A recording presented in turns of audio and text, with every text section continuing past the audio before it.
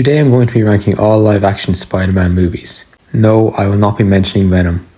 Please remember, of course, that these are just my opinions. Obviously there will be spoilers throughout this video. Alright, let's begin. Have you ever watched paint dry? That's a question. That's a question. Well, I have, and I've decided that the plot, characters and dialogue was probably better in comparison to The Amazing Spider-Man 2. I don't think it's controversial to have this movie so low on my list. I've never heard of anybody who wholeheartedly loved this movie. It has a lot of issues. Andrew Garfield is definitely not one of these issues. He was always an amazing Spider-Man in my opinion.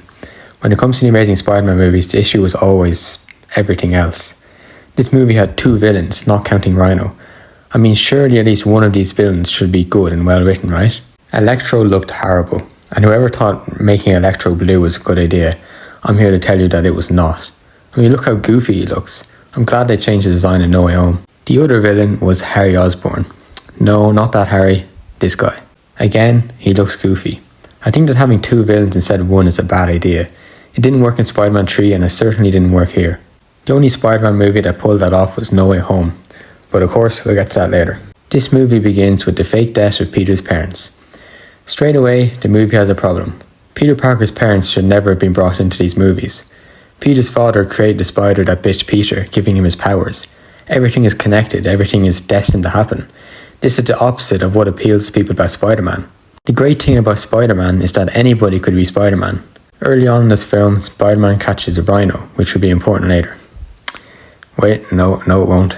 We are soon introduced to Harry Osborn, who, unlike in the Raimi trilogy, seems to have no connection to the protagonist at all. I mean, yeah, they were childhood friends, but every time they speak to each other, it's like they never met each other in their life. You know what I'm talking about?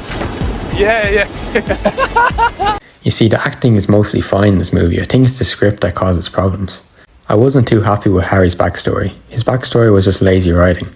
He was terminally ill like his father before him and wanted to live longer, so he became evil. He felt that Spider-Man's blood would save him. How would Spider-Man's blood save him? I guess we'll never know. What disease is he suffering from, you may ask? I guess we'll never know. In the end, Harry dies and there's no redemption or satisfying conclusion to Peter's childhood friend. He kind of just dies. I don't know about you guys, but I prefer Harry from the Raimi trilogy. Then there was Electro, who quite literally had no motive other than he had no friends. That's pretty much it. That's all I have to say about him, really. Oh yeah, and electricity makes the gap in your teeth disappear. Who would have thought? Anyways, I think the biggest problem with the movie is that the fact that there's too many things going on at once, which is an issue we see in another movie on this list too. Between the parents' story, which doesn't really go anywhere, Electro, Harry, and Gwen and Pete's relationship, yeah, there's a lot to take in. There are some positive points about this movie. Gwen's death was a good scene. Anyone who read the comics probably saw that coming though. Andrew as Spider-Man was great, as I said, and the ending was pretty cool as well. Besides the fact that there were people gathering around with their kids. Who the hell brings their kid to a crime scene while the crime is still happening? So yeah, all in all, not a great movie. None of the Spider-Man movies are terrible, but this one's definitely the weakest one I've got. Up next, we have simultaneously one of the most divisive and iconic Spider-Man movies, Spider-Man 3. Spider-Man 3 was once one of the most hated Spider-Man movies. Nowadays the movie isn't really hated, it's just not really taken seriously anymore. It's kind of become a meme movie. The movie suffers from the same problems that I brought up earlier. There's too much going on. There are 3 villains in this movie. The first one is Sandman, and Sandman is a pretty good villain on his own, has a pretty good arc. Problem is that it isn't just Sandman. There is also Harry Osborn and Venom. Having more than one villain causes problems because it's too much the audience has to focus on in one movie. However, honestly, the villains aren't even the biggest problem in this movie. The biggest problem is the fact that there's a massive decline in quality compared to the movie that came before it. So much dumb stuff happens in this film. The blade that pierced his body came from his gilder. Okay, his glider, that's right. For example, a black suit just randomly appears in Peter's room. Most people would question how it got there, but not Peter, the guy who was meant to be incredibly smart.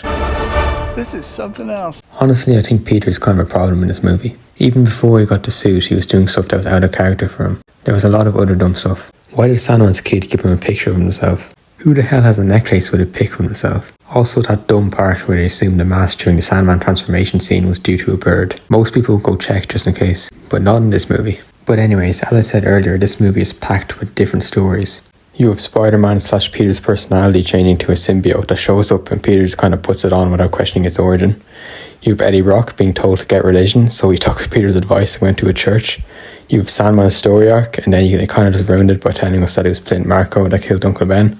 Kind of defeats the purpose of the first movie. Uncle Ben's death was impactful because it could have been prevented had Peter been more responsible with his powers. And then of course you had the whole Peter and Mary Jane story arc, and you also had the Harry and Peter story arc.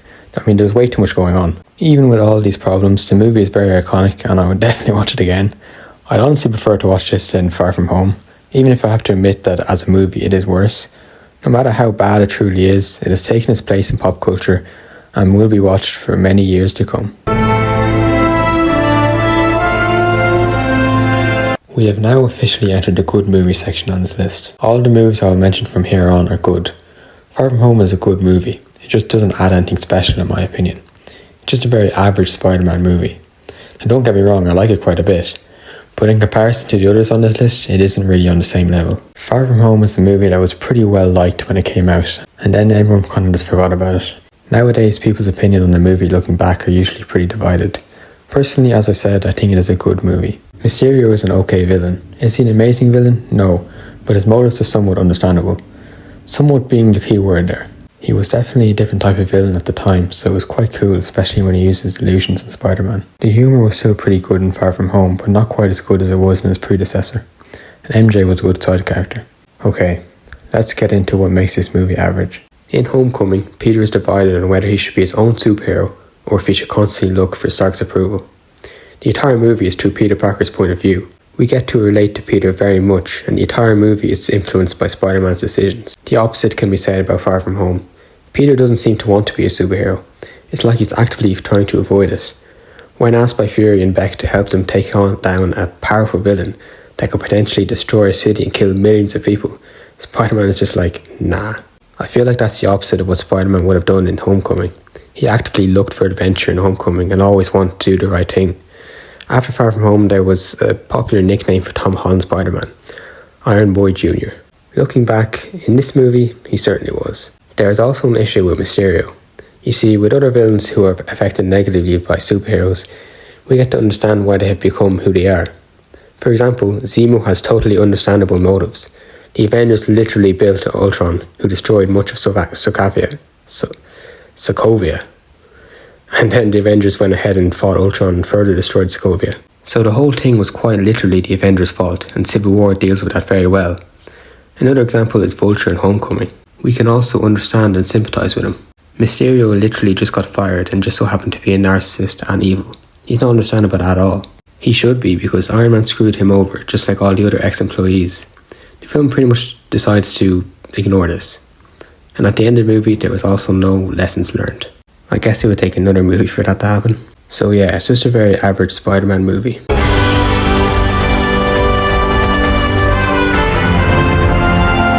The Amazing Spider-Man has its problems. I already pointed out that I'm not a fan of the parent storyline. This film is by no means perfect. However, even with all the problems, I can't find myself disliking this movie. I really enjoyed Andrew Garfield as Peter in this movie. He honestly feels like the most energetic and fun Peter that we've had so far. I enjoyed the villain in this movie, and that Stan Lee cameo was probably his best one. I love that bit at the end where Peter promises Gwen's father to stay away from Gwen, despite the sequel ruining this. So yeah, it's a fun movie that I think would be looked at more positively as time goes on. Tons of people consider Spider-Man No Way Home to be the greatest of that trilogy. I disagree. I still think Homecoming is better, but I will say that No Way Home was a very good movie. Unlike Far From Home, this movie actually has something to say. This movie is about friendship as well as doing the right thing. It's also about forgiveness and not giving in to revenge. It's about Peter learning to not become what he hates. No Way Home, of course, includes all the major villains from the previous movies. As I pointed out earlier, Electro looks way better in this movie. I really loved how the villains in this movie weren't just cameo villains. They actually had a story, especially Norman Osborn. He was constantly trying to get rid of his Green Goblin persona. Instead of the classic defeat the villain and save the day strategy, in this movie Peter prefers rehabilitation. I like how even his values and principles become shadowed in revenge later on in the movie, only for the other Spider-Mans who have been Spider-Man for longer to stop him. Speaking of the other Spider-Mans, their reveal was perhaps the biggest part and perhaps the best part of this movie. Being in the cinema and seeing the audience go wild when Andrew showed up will forever be one of my favourite cinema experiences. It was fantastic to see all 3 Spider-Man actors on the big screen at once. And the ending of this movie was perfect, by the way. It was emotional and didn't rush into things. It really shows how Peter has matured. It's difficult to dislike this film. I think it's pretty great. But in my opinion, it still doesn't defeat the movie that started this trilogy off.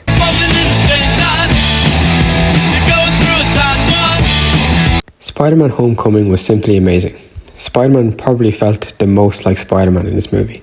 This film was full of inspiring moments, and you can see how much Peter Parker changes and matures throughout the movie. Spider-Man's actions have real-life consequences, and he learns, or at least should have learned, that with great power comes great responsibility. That took a while to process for MCU Spider-Man. Anyways, there's so much good things you could say about this movie. No matter where you are in this movie, you're never bored. I loved how we see Peter struggle to lead a double life and how it affects the people around him, such as Liz. And since we're on the subject of Liz, let's talk about her father. Vulture is one of my favourite Spider-Man movie villains. His story arc in this movie was fantastic. We can really sympathise with him because of how much he was screwed over by Stark. He manages to be understandable yet menacing at the same time. And after all that took place, he doesn't give away Spider-Man's identity, which shows that he's not some sort of evil mastermind villain, but rather a man who wanted revenge due to the wrongdoings that were done against him. Spider-Man had a very satisfying arc in this movie too. He ultimately decided to be his own person and to do what he thinks is right. That's why I'm kind of annoyed that Far From Home screwed all that up. But anyways, Homecoming is very rewatchable and will one day be seen as a classic. We are now down to our top 3. To begin with top 3, we have to go all the way back to 2002 with the original Spider-Man.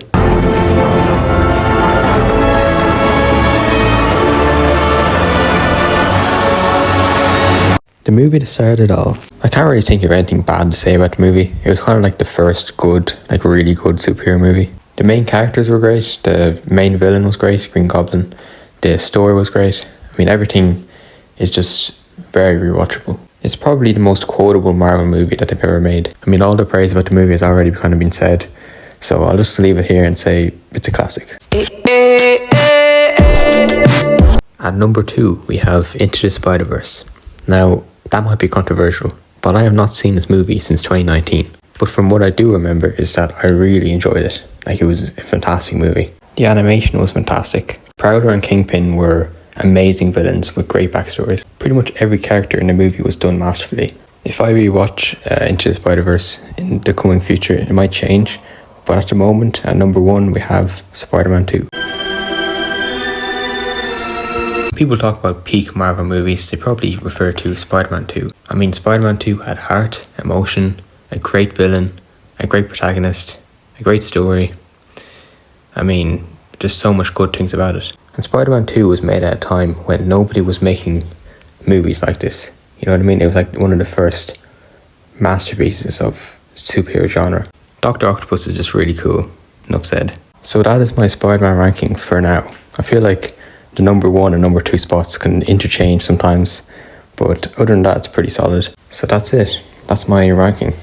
Give us a cheeky like there, and give us your ranking in the comment section. I took the